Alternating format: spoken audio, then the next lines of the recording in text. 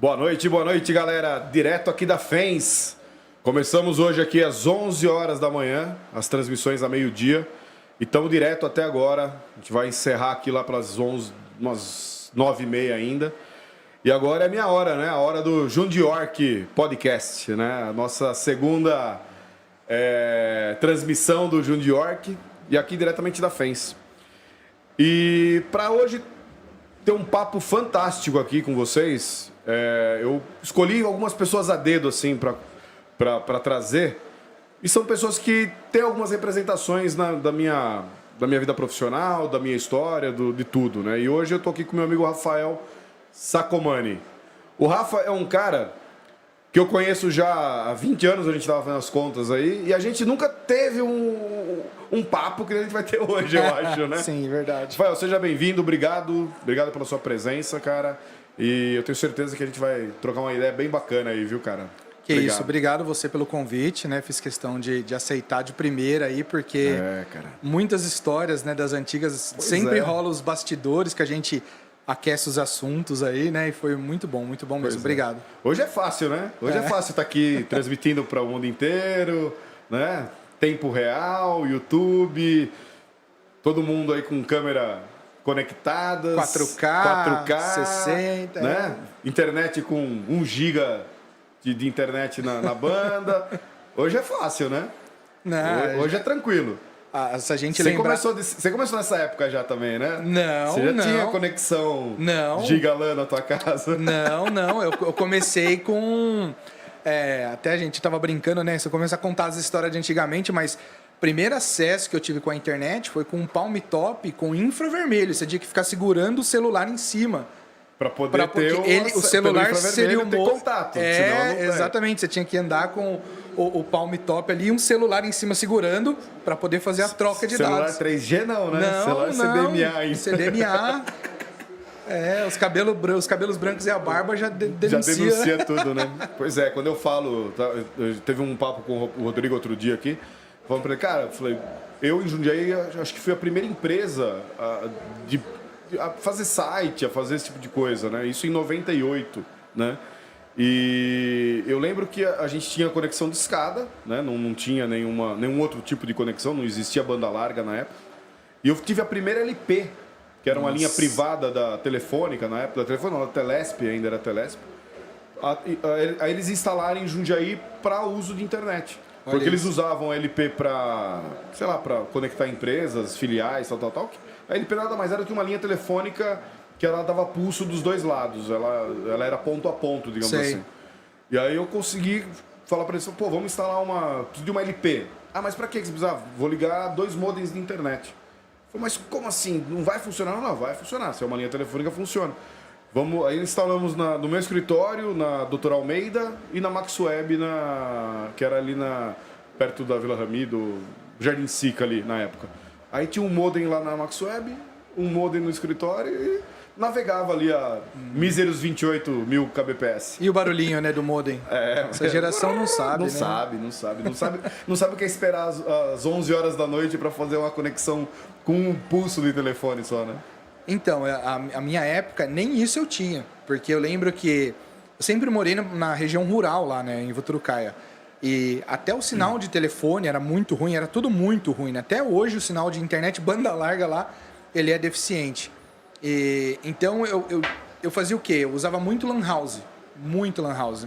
Então, quando eu comecei ali a minha carreira, né? Comecei tudo certinho, o que eu descobri... Eu lembro que eu colocava... Foi logo quando a Claro chegou no Brasil, que a internet era meio que infinita no celular.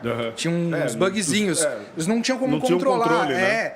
Então eu lembro que eu fazia o quê? Eu conectava o meu Palm Top ali no meu Sony Ericsson antigão, entrava no meu ICQ, dava algumas mensagens, uns oi ali, pum, caía já. Os caras já derrubavam já. Então, eu fui ter conexão na minha casa, assim, depois de uns 5, 6 anos, assim. Foi muito tempo. Demorei muito pra cair oficialmente na banda larga, assim. Você começou a falar de carreira aí, né?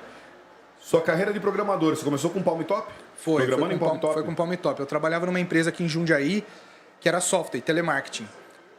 E como eu morava em Voturucaia, na época não tinha nem o terminal integrado de ônibus aqui. Eram dois ônibus. Tudo, o ônibus saía lá da estação ferroviária. Exato. Lá, né? Então eu tinha que pegar um ônibus de Voturucaia até o centro, ali perto do Clube Jundiaense ali.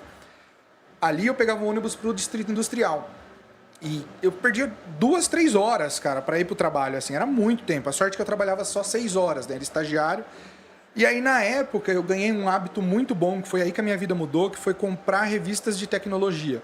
Na época era em alta. Então eu pegava o meu salarinho, a primeira coisa, eu ia numa banquinha de jornal, comprava 2, 3 revistas, e ali eu ficava sabendo das novidades. E aí falava muito do tal do Palm Top, do tal dos PDAs, né? Pra quem não tá ouvindo a gente, eu acho que são poucas pessoas que sabem o que é um Palm Top. Exatamente. Né? Exatamente. Lembra? Sabe o que é um Palm Top, Marcelo? Você sabe? O Palm Top, ele é o precursor do tablet, primeiro né? celular, né? Ele era uma agenda eletrônica melhorada. Né? Então a gente tinha ali, ele era só preto e branco, era bem legal. E era o sistema dele, né? Era o Palm OS. Palm OS. E aí todo mundo falava Palm. Lá fora já estavam com tela colorida, com sinal 3G, aqui no Brasil não. E aí eu lembro que eu passei uma vez em frente do Ponto Frio ali no centro, lembra? Saí da Lan House, passei, olhei uma venda. Falei, putz, eu preciso. Foi meu primeiro financiamento ali. Comprei. Primeira dívida, cara. E foi uma luta para pagar, porque, putz, ganhava pouco, a parcela era alta, com muito custo aprovou. Só que antes disso, meu tio tinha tentado comprar um Game Boy para mim. E a propósito, o nome dele, eu não sei se estava sujo, não sei, porque naquela época mandava fax, né, essas coisas. Não foi aprovado. Então isso foi bom não ser aprovado um videogame, porque eu comprei o Palm Top. E aí eu comecei ali, cara. Comecei a mexer tanto, né? Usava você tinha quantos anos? Uns 37. Não, você tinha quantos anos? Eu tinha no Palm Top? 16 17. Eu tinha 16, 17. Parece que a gente tá falando de 1940, né, cara? Cara. A gente tá falando de pra mim é muito atual. 90, pra mim é muito atual, né? Pra mim foi ontem também, então, cara. pra mim foi ontem. Eu olhava o nome da tua empresa lá, né? Até um assunto legal que a gente comentou depois. Aqui, né? E o Palm Top eu comecei ali, estudar nele, Eu lembro que o primeiro emprego de programador que eu consegui foi porque eu consegui fazer um cadastrinho de piadas na época, que você colocava o título da piada do cachorro, e escrevia a piada e salvava num banquinho de dados dele. Um note. Exatamente um note. Só que aí eu já tinha colocado um logo, um nomezinho, uma imagem. E isso feito um iconezinho ali para a tela do Palm Top. Exato, já tinha uma teclinha de atalho ali. Isso gerou meu primeiro emprego de programador. Foi quando eu saí, eu fiquei 3 anos como telemarketing. Aí conheci pessoas incríveis na área de TI, na empresa, que me incentivaram, comecei a gostar.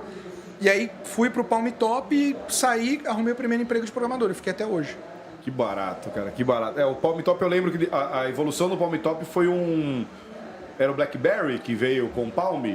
Ou é o Palm que já lançou com o telefone? Não, era o Palm Treo. Palm Treo, Você tinha o Palm, que ele era um PDA, né? Pra quem não sabe, PDA é o Personal Digital Assistance, né? Ele era uma assistente eletrônica. Exato, só que ele tinha uma canetinha chamada Stylus, né? Isso. Que você podia escrever à mão e ele reconhecia convertia para caracteres, né? E aí depois, com a chegada das operadoras... E ele tinha um jeito... Desculpa te cortando. Não, que isso, claro. Que isso. Pra gente... É legal lembrando, né? Lembrar, né? Ele tinha vinha uma cartelinha que te ensinava a escrever com ele, né? Exato. Tipo, ponto aqui, faz assim, sai um J. Isso, ponto exatamente. Aqui, ele assim. tinha o grafite embaixo, que era... uma área de escrita na tela, né? que tinha os 4 ícones e você escrevia nesse grafite. E ele reconhecia. Cara, era uma baita tecnologia. Era uma baita tecnologia. E aí o Palm Top ele evoluiu depois, ele já veio o Tungsten E, que era o tela colorida, né? Depois ele veio o Treo, que já tinha 3G, né? Aí foi evoluindo. Ele já veio com o telefone mesmo. Já foi evoluindo. E ele era um concorrente direto da BlackBerry. Porque a BlackBerry, o interessante dela era assim, não, a gente não precisa de tela com toque. Tanto que quando saiu o primeiro iPhone, né, o CTO lá da BlackBerry falou assim, imagina. Isso não vai pegar. Isso não vai pegar. Onde você vê as pessoas ter que usar o dedo para mexer na tela. E olha aí o que aconteceu, né? A gente está falando de muita evolução em muito pouco tempo, né? Sim. Porque se a gente for ver, Palm Top, você tem ali comecinho dos anos 2000, 99, 2000, 2001, 2002. Eu comprei o meu finalzinho de 2002. Então aí já vem o BlackBerry. Isso. Né? O BlackBerry também, para quem não sabe, foi um celular que ele... Corporativo total, corporativo, tinha um botão de scroll. Tipo uma bolinha do mouse ali. Né? No meio, um botão de scroll, já era ali mais para sincronização de agenda, isso, calendário, e-mail, agenda corporativa, né? Como se fosse um Teams hoje, isso. naquela época. Né? Só que isso daí também veio já. Aí já vem os Windows móveis, né? Sim, já vem sim. a Microsoft tentando fazer a parte dela. Isso aí é antes de Google lançar Android, isso é antes de Apple lançar o iPhone, o iPod. A gente está falando dessa era do Palm Top 4 anos antes da primeira versão do Android ser lançada. Exato. E aí depois, se eu não me engano... Não, veio o iPhone primeiro e depois veio o Android. Foi isso mesmo. Eu lembro que quando saiu o primeiro Android, eu baixei o emulador na época. Cara, era muito ruim, era muito lento, tudo. E quando eu fui pro ecossistema da Apple, que é o que eu tô até hoje, era tudo um pouco mais construído, era melhor. A experiência era outra, né? Porque o iPhone foi revolucionário. Né? Então, eu tive o prazer de ver essas tecnologias nascerem, de participar do desenvolvimento, passei pelo Palm Top, o Windows Mobile a gente fez projeto junto. Então, eu ia voltar nisso, porque a gente se conheceu por causa de um projeto do Windows Mobile, né? Exatamente. O Windows Mobile, depois eu comecei a mexer com Android, aí eu fui pro iOS e seguiu até hoje. Para quem tá ouvindo a gente, em 2001, 2002... eu já tinha empresa de desenvolvimento web e eu tinha um sistema para imobiliárias. E aí eu queria montar dentro desse sistema de imobiliárias uma forma do cliente entrar no site da imobiliária e pedir os dados daquele imóvel para o SMS, para vir para o celular. E eu fui atrás de desenvolver isso daí, uma tecnologia que ele pudesse ter essa integração com a API do site. E num dos fóruns do Orkut eu acabei encontrando o Rafael. Orkut. Pra quem também não sabe. Cara, tá muito old school esse papo, cara. Tá muito jurássico. E aí no Orkut eu encontrei vocês. Falei, pô, não, vamos fazer. Eu passei pra você o que eu queria. Foi isso mesmo. Você desenvolveu um web service ali pra mim, me ensinou a mexer, a fazer. E a gente desenvolveu no Windows Mobile uma versãozinha que enviava SMS. Era isso mesmo. Era isso mesmo. mesmo. Isso aí ele conectava com a API do site, com o web service no site, lia o banco de dados do site, via se tinha algum SMS para mandar e enviava SMS. E era um celular. Eu deixava no escritório lá um celularzinho com o Windows Mobile lá. Não era SaaS, né? Software na nuvem. Não existia nada disso, né? Não, era chipinho da TIM.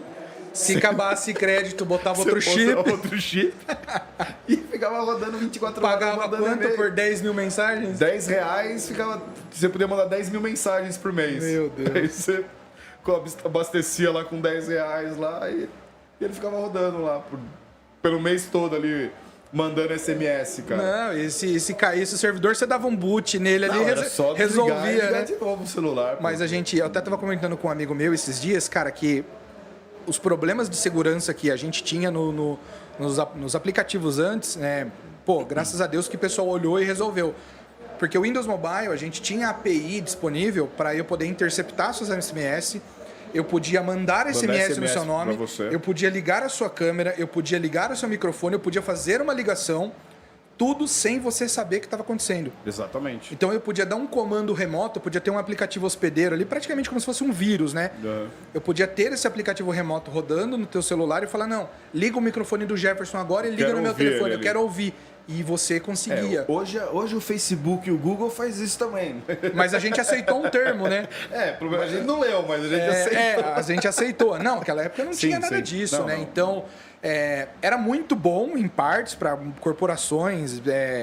Você tinha controle do dispositivo. Eu lembro que tinha o Atacado Diniz na época. Eu fiz o aplicativo deles de força de vendas. Hoje eles são gigantes. Mas eu dava um comando que o celular baixava uma versão nova do aplicativo. E eu fazia tudo por SMS. Porque eu tinha ali um carinha rodando, esperando esse comando. Ouvindo o comando, né? Exatamente. Hoje a gente não pode nem rodar nada em segundo plano. Pelo menos no iPhone você tem uma regra a seguir, né? No Android é um pouco mais flexível. Mas eu fico feliz que isso evoluiu, porque isso deve ter caído em mãos erradas. Hoje, se a gente que vem de uma época um pouco mais arcaica em relação à programação, a gente também teve que aprender a desenvolver tudo, né? Foi. Então, você é full stack, assim como eu, né? Você sempre mexeu com banco de dados, com back-end, com front-end, né? Designer nosso sempre foi mais precário, porque o que interessava pra gente era que ninguém via. Exatamente. Não é a cor do botão que que precisava na época, né? E hoje, como que você vê essa mudança? Assim, hoje você presta serviço para banco, para empresas de software, e hoje você tem, dentro dessas empresas, com certeza outros profissionais que estão mais preocupados com UX, UI, mais preocupados com banco de dados. Como você vê esse negócio hoje?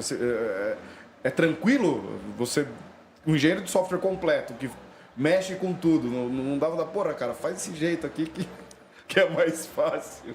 É assim, rola rola um jogo de interesse, né? Depende da empresa, assim. Eu trabalhei em uma empresa onde quem aprovava se o software ia para a rua não era o profissional de teste que testou a funcionalidade para ver se estava tudo ok, e sim o designer. Então, assim, o designer ele fazia tudo, ele falava, não, o nosso software, nosso critério de aceitação para essa aí a versão é ele estar bonito, alinhado e tudo perfeito. Perfeito, assim, a ponto de colocar a tela do software, de colocar o que ele desenhou em cima e comparar pixels. E assim, isso era muito bom, porque o software era realmente lindo. Bonito. Só que muito ruim, que encavalava um monte de entrega. Né? Então, imagina que a gente estava corrigindo a versão 1.0 e tinha a versão 1.2 com um monte de melhoria. Se o cara não homologasse a 1.0 para sair, a gente não conseguia lançar 1.2. Não podia fazer a 2. Então, assim, hoje, antigamente, né, até a parte de tela, você não tinha muita opção. Você tinha um botão na tela, um campo de texto e uma múltipla seleção.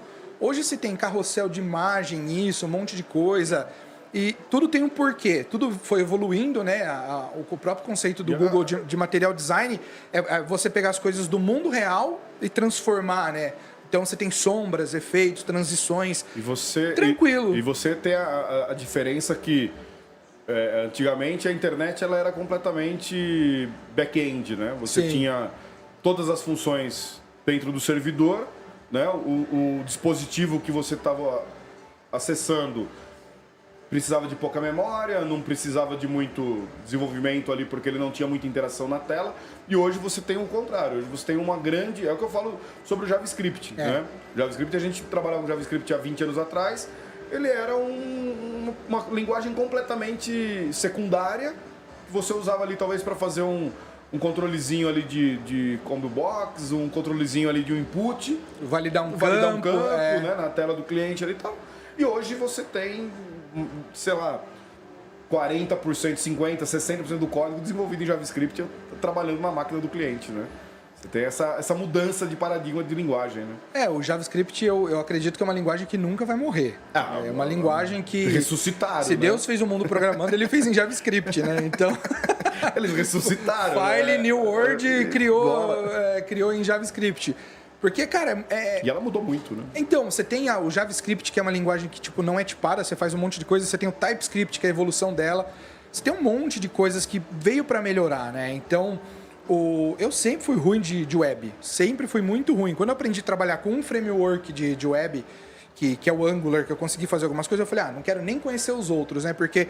O ruim da nossa geração atual hoje é que a gente tem muita tecnologia. Todo dia. Todo dia. Você acorda, você já está desatualizado. Já saiu um framework novo, saiu uma atualização nova. E se você for parar para atualizar e estudar tudo... E tem 5 carinha com 15 anos que tá fazendo mais do que Exatamente, você já, entende muito mais que você daquilo. O que muda do carinha de 15 anos para mim é a experiência, a bagagem que a gente carrega, são os problemas que a gente já superou. Passou, né? Um monte de situação. Mas se eu pegar... Eu até vi uma matéria de um cara que ele falou assim, eu não sou, eu acho que é o dono do AliExpress, eu não lembro. Ele falou assim, não sou... Ele falou assim, não sou especialista em tecnologia, não sou especialista em programação, não sou especialista em marketing. Meu papel é colocar essas pessoas que sabem muito mais do que eu trabalhando juntas, né? E é isso. Hoje eu vejo que um bom gestor de tecnologia, uma pessoa que já está num nível sênior que nem a gente, cara, você não precisa saber no bit, no byte que o cara está fazendo. Você precisa fazer, isso vai resolver o meu problema? Eu vou ter algum outro problema com isso aqui? Não. Então, cara, faz desse jeito, né? E, a gente tem bilhões de novidades todo dia. Pelo menos para mim, às vezes é complicado você aceitar isso. Às vezes para mim é complicado você... Porque é uma transição de carreira muito grande, assim. Não transição de carreira, mas é uma transição de método de trabalho muito grande, né? Você que tá, pelo menos no meu caso, que estava acostumado com FTP... com montar o servidor. Eu tô ali, tô montando o servidor. Hoje você trabalha com DevOps, com Azure ali. Tá tudo ali, banco de dados por serviço, aplicação por serviço, ou servidor mesmo, né? A infraestrutura como serviço, tudo muito mastigado, né? Você tem as tecnologias aí de container, aí, tipo Docker. E etc, que você faz tudo ali. Poucos minutos você sobe uma máquina nova com tudo, né? Hoje você baixa a aplicação, você virtualiza. Você não precisa mais nem virtualizar o ambiente. Você virtualiza nem API, né? Com o Azure Functions, com o conceito de serverless, né? Seu código roda, mas não tem um servidor. Cara, é surreal pensar, né? Cara, e pra gente que, pelo menos no meu caso, foi uma transição difícil de aceitar. De falar, porra, cara, mas eu vou ter que fazer... Tô acostumado a zipar, arrastar no FTP, descompactar lá, né? Mas isso rola até hoje. Isso rola até hoje. Eu tenho sites meus. Eu faço isso até hoje. Desse jeito até hoje, assim. 90% acho, das minhas aplicações rodam dessa forma ainda. Né? Até mesmo porque, para você, ou você já tem um cliente que você já está ali atendendo há 15 anos. Você virar para cá e falar assim, a partir de agora você vai estar tudo na Azure. Você vai gastar $150 de servidor por mês, você vai gastar 70 de DBA. O cara, não. Deixa do jeito que tá. Deixa rodando. Se parar, eu vou lá e ligo. Deixa do jeito que tá. Mas é isso mesmo, cara. O conceito da nuvem também é um conceito que é novo relativamente para mim, porque eu tô usando nuvem tem uns 3 anos, que eu deixei de usar servidores físicos de hospedagens, né? E falei, não, vou migrar tudo para nuvem. Tenho visto muitos benefícios. O problema é que no começo a gente não sabe dimensionar. Então você instala um banquinho de dados lá, uma aplicação, vem 500 pau. Aí você fala assim, cara. Aí depois você vai estudando e fala, não, eu coloquei um servidor com 3 GB de memória. Não precisa, essa aplicação precisa de 1 GB. Aí você vai dimensionando, eu tenho. Não preciso dele 24 horas, pode deixar esse gargalo. Ele pode desligar à noite, só funcionar em horário comercial. Então tem um monte de estratégias que a gente vai usando hoje que a gente consegue reduzir, né? Então eu consigo hoje ter atender aí uma aplicação que entra uns 5, 6 mil registros por dia, que é pouco, mas gastando menos de R$800 por mês, assim, mas com uma baita estrutura, com um banco, com um banco, uma redundância de banco, uma redundância de aplicação geolocalização, né? Se parar Brasil, assume Japão, então consigo fazer uma estrutura legal gastando pouco hoje, né? Para quem tá ouvindo a gente, hoje em dia acho que é uma das profissões mais benquistas aí no nosso mercado é a parte de DevOps, né? Sim. Tanto a AWS quanto a Azure, quanto o Google, todas as empresas que têm cloud, eles têm cursos para aprender acho que a primeira certificação é justamente saber fazer a customização do serviço, fazendo validação de preço, fazendo montagem de calculadoras e tal. Isso aí hoje, um cara que tem uma certificação dessa, arruma emprego fácil hoje em qualquer lugar aí, né? Não, porque hoje em dia tudo é DevOps, tudo você precisa saber, não é só desenvolver. Se você não saber como entregar isso para o seu cliente, deixar isso funcionando, e tem o novo, né, que é o SRE, que é o cara que monitora tudo isso para garantir que aquilo está funcionando. Você imagina um banco parado 1 hora, subir atualização automática e tudo imagina uma operação crítica aí, sei lá, um Mercado Livre parado 10 minutos. 10 minutos. Imagina quantos caras perdem, né? Então, tem todo esse trabalho, né? Que os caras têm o monitoramento, os alertas. Até mesmo porque o desenvolvimento hoje é contínuo, né? Você tem hoje uma forma de desenvolvimento e entrega contínua, né? E são... não é um servidor que a gente está falando, a gente está falando de 10 mil servidores espalhados no mundo. Exato. Isso aí tudo tem que ser sincronizado. Imagina você meter um código errado lá nos 10 mil. Então tem. E acontece, né, cara? Acontece. Aqueles memes da musiquinha, né? Do menino comendo. Fazer o quê? É o pior barulhinho do mundo, cara. Até troquei o meu do Teams. Tem pessoas que têm tique com isso daí, né? Depois da pandemia aí, né, cara? Mas é péssimo. Eu e os meninos que trabalham comigo, a gente está testando uma ferramenta chamada Gather Town. Que é tipo um joguinho que você cria suas salas. E aí você deixa cada um na sua sala. Quando você esquece de juntar, você tem uma pracinha, junta, ele liga a câmera, liga o áudio, a gente bate um papo. Aí eu até brinco com eles. Eu falo, vou na minha sala, qualquer coisa vocês colam lá. Vão pra lá, né? Fica mais fácil, né? Bem legal. E você é um cara que sempre teve, pelo menos pelo que eu acompanho, é o que eu falo, a gente se conhece de longa data, mas a gente se acompanha por rede social, né? Sim. Você é um cara sempre muito antenado nas novidades, né? E a última novidade que eu vi que você já está mexendo, já está desenvolvendo é o novo óculos de realidade virtual da Apple. Primeiro, acho que você se especializou em Apple, né? Sim, sim. Você é especialista em Apple também, Sim, né? especialista em C desenvolvimento. Sharp e Xamarin, como vocês chamam? Xamarin lá? Xamarin. Isso daí é para toda a parte de mobile, né? E também muito forte para Apple, né? Sim, o Xamarin ele é uma ideia de você ter um código base só, né? Um code base. Microsoft, né? Da Microsoft. Era uma empresa que a Microsoft comprou. Certo. Era uma empresa, então, na verdade, isso nasceu lá atrás com o Projeto Mono. O Projeto Mono é assim, alguém é um cara chamado Miguel de Casa, um mexicano, falou, por que a gente não pega o .NET e faz rodar em cima do Linux, em cima de outras plataformas? E aí ele começou a escrever. Foi o ponto core, né? Virou Mono, que é uma plataforma que roda o .NET Core. E aí eles falaram, vamos levar isso para aplicativo? E aí nasceu o Xamarin, a Microsoft comprou, investiu e já matou. A Microsoft tem uma mania de matar produtos. Sim. A gente vê pelo Windows Mobile, né? Só que aí, na verdade, ela veio com uma evolução, que é o .NET MAUI, que é um negócio fantástico que você tem a possibilidade do mesmo código rodar em Windows, Mac, Android. iOS e televisões Tizen, que é da Samsung, que costuma ser... Então isso é fantástico. Eu me tornei especialista em iOS porque, primeiro, eu acho um baita de um aparelho fantástico. Eu acho que tudo ali é pensado de uma maneira... É diferente do Android, tá? Não é que é melhor. O Android é para um público que ele quer fuçar mais, mexer mais, customizar mais. Facilidade de O iOS, uso. a pessoa só quer que funcione. Ela só quer que aquilo funcione. Ela não quer... Cara, eu quero que quando apertar esse botão, que isso aqui funcione muito bem, sem atraso, sem delay, sem nada. Então são dois públicos diferentes. Ambos estão, né, dominaram o mercado. O Vision Pro é um negócio que, quando a gente assistiu a WWDC, quando eu assisti, já existia um rumor que a Apple lançaria algo parecido. Antes do Vision Pro, eu já tinha mexido com o MetaQuest, que é o do Facebook.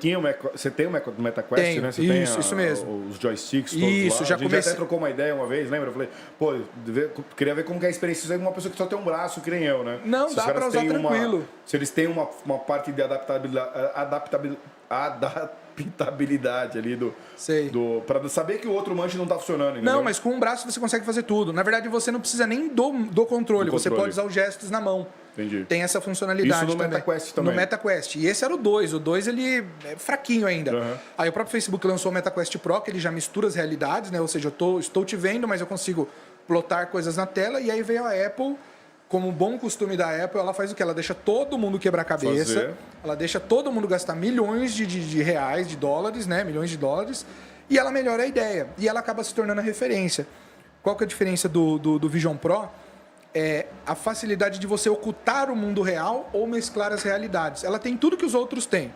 Por exemplo... Ela não focou no metaverso. Não. Né? Ela não focou... Ela está mesclando as realidades. Enquanto a Meta estava pensando num óculos pro metaverso, né? Para o cara entrar e ter criando uma imersão. Um outro universo. Criando uma imersão ali, que o cara criava a ave e voava. A Apple não foi para esse campo, né? Não, a Apple ela falou que não, eu quero mesclar as realidades. Ou seja, se eu tivesse com o Vision Pro aqui, eu poderia estar te vendo aqui. Conversando comigo normal e aqui do lado, vendo os computador. Comentários do YouTube, por exemplo. Vendo os comentários do YouTube, tudo, né? E aí a diferença é essa, por exemplo, falando, não, eu quero uma imersão total, quero focar 100% no YouTube. Eu giro a Digital Crawl em cima e tudo ao meu redor fica escuro. Fica escuro, ou eu posso trocar falando, eu quero uma cena de praia. Sim, então, eu quero mudar o fundo. Exato. Quero mudar a skin aqui. Então você imagina que é isso que é o mais fantástico, que ninguém conseguiu fazer. Tanto que ela roda. O Vision Pro ele tem 2 processadores, que é o R1 e um M2, se eu não me engano, que, são processadores que rodam. Nossa, processadores ferrados, assim. Então essa capacidade de você mesclar as realidades é incrível. E eu tô fazendo já alguns projetos. Tô querendo sair na frente, né? Pretendo comprar um ano que vem. Dizem que vai ser muito caro no Brasil, mas já tem cliente com demanda disso para mim. Já teve gente que chegou e falou: se você desenvolver, eu tenho um projeto. Né? Já estou desenvolvendo. Com o SDK, você já está com a parte de programação para ele, né? Eu já fiz um Hello World, já fiz uma tela que eu tenho aqui, a imersão, consigo já mudar o full immersive, né? Consigo deixar meio imersivo, já consigo fazer algumas coisas. Então, eu tô acreditando muito, porque isso pode ser o fim do celular, né? Isso pode ser uma maneira com que você interage com o mundo hoje, pode mudar. Pode mudar, né? Porque hoje começa um negócio gigante, como amanhã... era o primeiro celular, que era desse tamanho. A bateria durava 20 minutos, amanhã vira aquela lentezinha na tua frente aqui no teu óculos. Aqui, bem Black Mirror, mas pode ser que isso aconteça. E a Apple, quem vai comprar esse primeiro Vision Pro não é o público final. São os entusiastas. Não, é quem tá afim de ver o que... Exatamente. E aí com essa... Tá né? Tanto que ela já lançou o Vision Pro. Depois pode ser um Vision SE, Vision alguma coisa. Ela pode lançar categorias mais baratas, né? Até chegar um ponto de conseguir... É que da Apple nada é barato, né? Então... a Apple ela já... É que a Apple ela entrega tudo, né? Sim. A Apple ela te entrega um hardware com um software e tudo muito bem integrado. Extremamente otimizado para aquele hardware, né? O software dela. Não, ela sempre teve esse princípio, né? Ela não... Diferente das outras marcas que sempre tinham... A Dell, que usa Microsoft, né? Os sistemas operacionais comerciais, a Apple não. A Apple sempre teve o seu sistema operacional, sempre teve o seu hardware, sempre desenvolveu seus processadores, né? É porque é muito mais fácil para você otimizar, né? Você sabe quanto aquele processador aguenta. Agora, imagina um Android. Você tem que lançar para 100 fábricas diferentes, né? 100 marcas diferentes, Tanto cara. que ela Então, normalmente lança uma versão e todo mundo customiza, né? e ela permite ainda que as operadoras... Versão, né? Exato, que enfia um monte de programa lá rodando, um monte de aplicativo inútil. O celular do meu pai vem com Netflix, você não consegue remover. Sabe, é um absurdo isso, assim, pô, se ele não quer usar, tá dentro do código do Android, entendeu? Então isso é ruim. A Apple não, a Apple fala, ó, meu ecossistema é desse jeito, se você quer um negócio que funciona muito bem, prazer, eu tenho todas as plataformas, né? Tenho tudo aqui que funciona da maneira correta, então isso é fantástico, assim, a Apple ela conseguiu trazer esse ecossistema e é uma das coisas que eu gosto dela bastante. Legal, bacana. E mudando um pouco de tema, cara... eu sei que você toca violão, Gosto. É compositor. Gosto. Tem música no Spotify? Não lancei. Eu tava com uma pronta pra lançar, mas, cara, prioridades vão mudando. E aí acabei não lançando. Toca bem violão. Você gosta? Eu gosto, acho legal, acho bacana. Legal. Eu mostrei pro meu filho, o violãozinho aqui do Rafa. Acho que a música que explodiu essa memória pra aprender outras coisas. Essa música foi importantíssima. Você tocava antes? Tocava. Aprendeu a tocar Toquei na igreja, aprendi com os meus tios, né? Toquei muito tempo na igreja. Igreja é a melhor faculdade de música, né? Todo mundo que entra na igreja acaba tocando, né? Exatamente. Tocando, cantando. E música, carros. Adoro, sou viciado. Meu vício. Carros. Opalas. Tive vários. Opalas. Você fez o maior encontro de Opala da região? A gente colocou aqui em Jundiaí 2.300 carros. Foi o maior encontro monomarca do Brasil. A Chevrolet cedeu pra gente. Você tinha um logotipo do clube, você tinha Opaleiro Jundiaí. A gente tinha aplicativo do Clube Opaleiro Jundiaí em 2012. Tinha reuniões no posto de gasolina ali na Unip. Na Unip, e vocês se encontraram também lá aqui na Bandeirantes, aqui nesse posto aqui onde tinha onde tem o NYC ali, o New York Hambúrguer. Não é o 46, como que é? 56, eu não lembro. Mas vocês se encontravam lá? Sim, a gente fazia, cara. E foi fantástico, porque a paixão por carro vem do meu pai, do meu tio, que sempre gostou, né? E aí eu tive o prazer de andar com o Opalão na época, tração traseira, molecão novo, 6 cilindros, é paixão na certa, né? E aí eu tentei encontrar... Eu sou muito clubista. Eu acho que quando eu gosto de alguma coisa, até um amigo meu, Ivan, um abraço pra ele fala, cara, se você aprender a bordar, amanhã você quer montar o clube dos bordados de Jundiaí. Sabe? Se você agora com o drone, ele falou, daqui a pouco eu tô vendo um monte de drone voando em Jundiaí, você vai ver se tá no meio, né? Porque eu gosto de estar no meio daquilo, por exemplo, o Opala. Eu queria ir pros encontros. Não tinha encontro, não tinha clube, eu fui e fundei um clube. E aí eu descobri que Jundiaí já tinha eventos que eram muito bom, assim, muito bom. E aí eu herdei essa herança do outro clube, que era um clube muito bom, e eu falei, não, e com facilidade da tecnologia, da programação, cara, explodi, porque eu fiz sistema de cadastro, fiz aplicativo, entendeu? Fiz um monte de coisa. Com o grupo do Orkut. Foi exatamente isso. Então a gente fazia... A gente tem um grande amigo em comum que é o Luciano Formagin, né? Que era o rei dos Opalas. Que era o rei dos Opalas, do ferro velho aqui da região toda, né? O Luciano é um cara que me salvou várias vezes. Tinha encontro no domingo, meu carro quebrava na sexta, eu ia lá arrancar peça de madrugada. Do carro dele lá. Né? Ia lá cavar barranco lá para arrancar câmbio para colocar. Nossa, só história boa com o Luciano. Figura também o Luciano, né? O Luciano tinha um Opalão 76 creme, grandão. Uma vez estava eu e ele indo pro Rio de Janeiro, cara, de madrugada, na Dutra. Daqui a pouco, um cachorro grandão entrou na frente do carro, cara. Nossa, tiver que parar no posto. Luciano é só história boa também. Não, e seu viu? Pala, ele fala que ele já deu PT umas E 5 ele vezes. comprou né? de volta, ele vendeu na época, e agora, Não, ele não agora pode ele tá ficar de sem volta aquele com o carro. Ele tá de volta com o mesmo carro. Aquele carro é marca registrada é a marca dele. É a não marca pode. dele. E ele comprou um monte de Opala de desmanche. De novo ou não? A mão. Então, ele tava falando esses dias aí, mandou pra esposa dele, falou, tá, vou voltar a comprar, né? O Pedro, irmão dele, compra. Eu falei pra ele que se ele comprar, eu faço encontro de novo. O irmão dele tá com uma caravan bonita. Eu o vi Pedro. uma verde, né? Eu vi. Uma verde também. Acho que ele pegou o único dono aquele carro lá. Ele tentou vender pra mim, cara. Olha, eu cocei, 4 viu? cilindros. Cocei. Falei pro Luke, se ele comprar, a gente monta O Lu evento tá de novo. com um Galaxy, né? Galaxy, né? Um Galaxy bonito, preto também. Não, o Luciano é um cara que todas as vezes que eu precisei também, cara, é um cara que a afinidade ali bateu 100% ali. O Lu, eu tenho N histórias com ele, assim. Eu cresci com ele, assim, um salvando o outro sempre. O Lu é figura demais.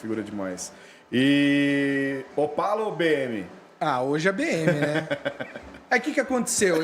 Eu fui pra BM Você porque. ficou na tração traseira. Não, porque. A sua tração traseira? É tração Era? traseira. O Opala quebrava muito, cara. Mas é culpa desses caras, igual o Luciano, que maiou esses carros atrás.